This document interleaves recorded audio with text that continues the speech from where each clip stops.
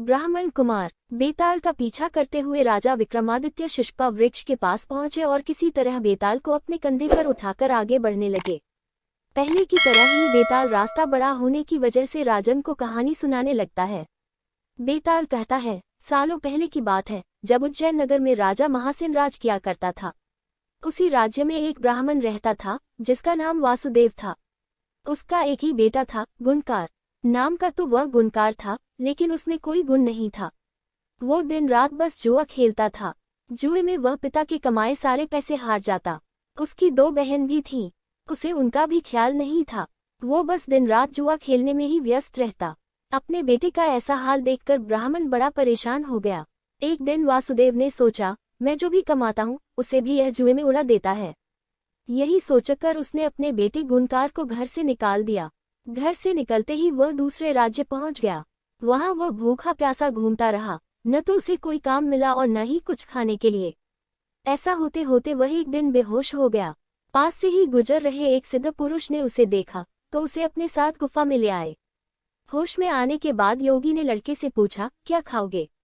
ब्राह्मण पुत्र कहता है, आप योगी हैं, आपके पास जो होगा आप वही खिला पाएंगे। मैं जो खाना चाहता हूँ शायद वो आपके पास न हो। इतना सुनते ही योगी ने कहा, तुम बस बताओ तुम्हें क्या खाने की इच्छा है।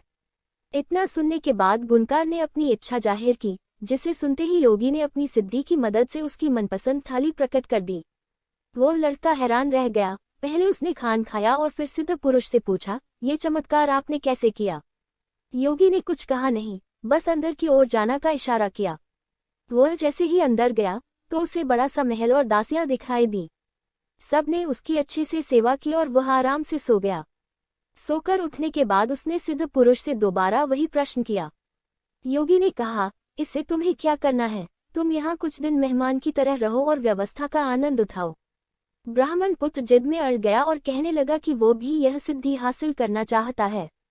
परेशान होकर योगी ने उसे विधि बता दी और कहा कि जाओ अब मन लगाकर साधना करो। कुछ समय बाद वह साधना पूरी करके आ जाता है। फिर योगी कहता है, तुम सब कुछ बहुत सही तरीके से कर रहे हो। ये पहला पड़ाव था जिसे तुमने पार किया है, अब तुम्हें दूसरे पड़ाव की ओर बढ़ना होगा।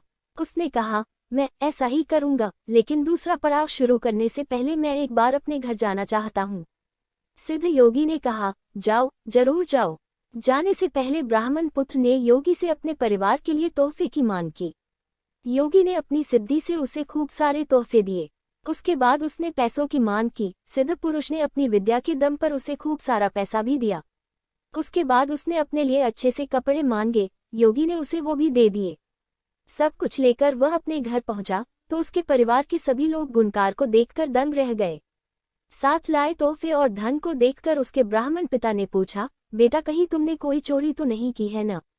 गुणकार ने बड़े गर्व से कहा, पिताजी मुझे कुछ हिस्सा प्राप्त हो गया है, जिसकी मदद से मैं अब सबकी हर इच्छा पूरी कर सकता हूँ। उसके पिता ने गुणकार को संभल कर रहने और अहंकार न करने की सलाह दी। कुछ दिन घर में बिताने के बाद गुणकार दोबारा सिद्ध पुरुष के पास लौट गया। वहां लौटकर उसने दोबारा से साधना शुरू की। बड़ी लगन से वह ध्यान करने लगा। समय के साथ साथ ब्राह्मण पुत्र ने दूसरा पड़ाव भी पूरा कर लिया।